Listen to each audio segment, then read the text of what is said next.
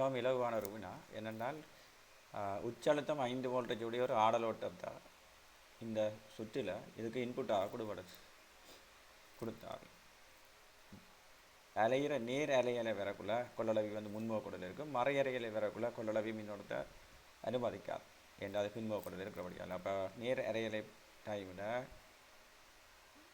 இன்புட்டாக வழங்கப்படுற அழுத்தத்தில் உச்ச பெருமானம் வந்துச்சு.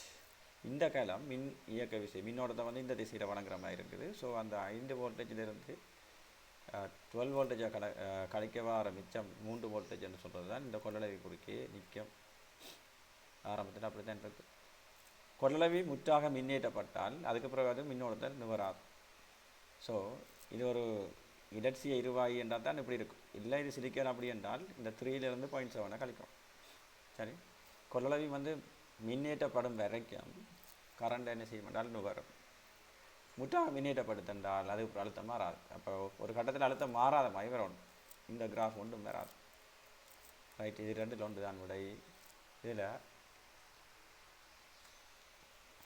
கொள்ளளவி முற்றாக மின்னேற்றப்பட்டுட்டென்றால் அது குறுக்கே இருக்கிற அழுத்த வித்தியாசம் மாறாது. ஆனால் அந்த அழுத்த வித்தியாசம் வீணோடு என்று சொல்கிறது 3 வோல்டேஜை தான் இருக்கலாம் மேக்ஸிமம்.